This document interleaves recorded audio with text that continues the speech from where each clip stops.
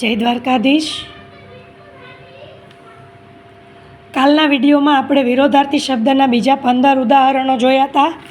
હવે આજે ગુજરાતીમાં નવા ટૉપિક સાથે નવો વિડીયો આપણે જોવાનો છે.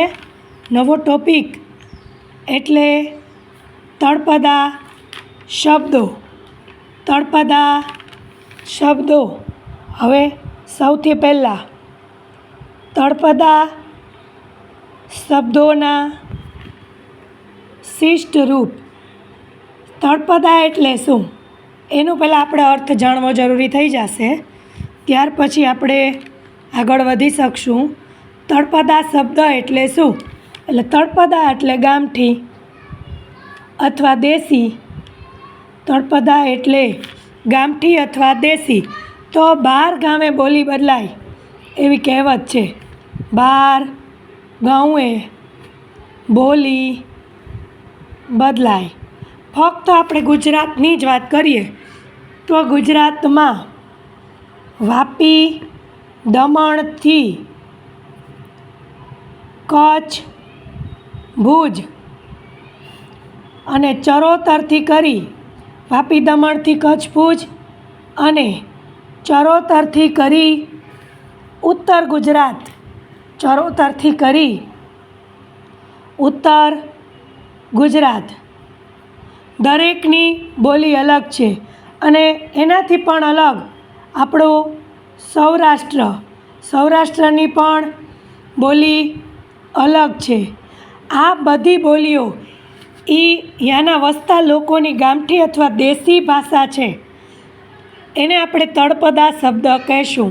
તળપદા એટલે ગામઠી અથવા દેશી શબ્દો 12 ગામે બોલી બદલાય. એ કહેવત મુજબ આપણા સમગ્ર ગુજરાતમાં વાપી, દમણથી લઈ અને કચ્છ, ભુજ, ચરોતરથી લઈ અને ઉત્તર ગુજરાત અને સૌરાષ્ટ્ર સુધી દરેક ગામની બોલી અલગ અલગ છે.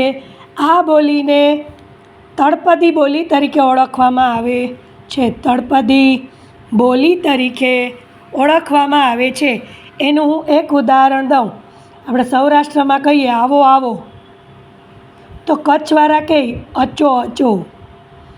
કચ્છી લોકો હોય અચો અચો કહે, આપણે એને આવો આવો કહીએ. આવા તળપદા એટલે કે દેશી અથવા તો ગામઠી શબ્દો એટલે તળપદા શબ્દો. હવે એના શિષ્ટ રૂપમાં આપણે ફેરવવાના છે. હવે આ તળપદા શબ્દમાં ગુજરાતમાં આવેલા શબ્દો સિવાય પણ ગુજરાતીઓએ પ્રાકૃત, સંસ્કૃત, અપભ્રંશ કે અરબી ફારસી ભાષામાં પણ શબ્દો છે એને સ્વીકાર્યા છે. એટલે તળપદા શબ્દ એ સંખ્યાબંધ છે. આપણી ભાષામાં ખૂબ બધા છે. ગુજરાતી ભાષામાં તળપદા શબ્દો ઘણા બધા છે. તો એ ગુજરાતી ભાષામાં વપરાતા શબ્દોમાં તત્સમ, તદ્ભવ, દ્રશ્ય આ બધા સિવાય તદ્ભવ એટલે સંસ્કૃતમાંથી પ્રાકૃત કે અપભ્રંશ દ્વારા બનેલો અને ગુજરાતીમાં ઉતરેલો. જ્યારે પ્રાકૃત કે અપભ્રંશ દ્વારા, જ્યારે દ્રશ્ય છે એ દેખાતા સંસ્કૃત શબ્દો, જેને અરબી, ફારસી અથવા તો ભાષા જેમનું મૂળ જ જડતું ન હોય તેવા શબ્દો, અપભ્રંશ થયેલા શબ્દો કે અરબી ફારસી કે જેનું મૂળ નથી જડતું એવા શબ્દો, આ બધાને આપણે તળપદા શબ્દો તરીકે ઓળખશું. જે દરેક ગામની બોલીના જે શબ્દો છે એ ગામઠી અથવા દેશી શબ્દો એટલે તળપદા. પછી 12 ગામે બોલી બદલાય એમ વાપી, દમણ, કચ્છ, ભુજ, ચરોતર, ઉત્તર ગુજરાત, સૌરાષ્ટ્ર દરેક જગ્યાએ અલગ અલગ શબ્દ હોય. એનું આપણે ઉદાહરણ લીધું. ગુજરાતમાં આપણે સૌરાષ્ટ્રમાં આવો આવો કહીએ, એ કચ્છી લોકો એમ કે અચો અચો. અચો એટલે પણ આવો જ થાય.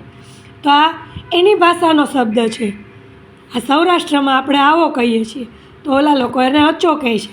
આ બધા જ શબ્દોના મૂળ સ્વરૂપને ઓળખવા એટલે તળપદાનું શિષ્ટ રૂપ આપવું. એનું એક ઉદાહરણ લેશું.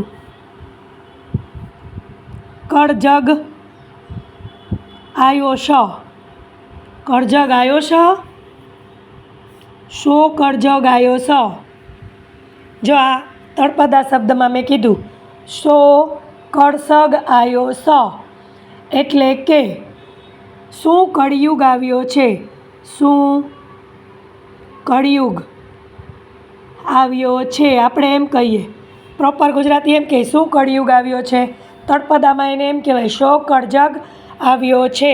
તો આવા કેટલાય બધા તળપદા શબ્દો જેને આપણે શીખવાના છે, જોવાના છે, જાણવાના છે. આગળ હજી એના વિશે થોડીક બધી સમજૂતીઓ પણ આપવાની છે. તો આજના વિડીયોમાં અહીં સુધી જ રાખશું. તળપદા શબ્દોના શિષ્ટ રૂપ.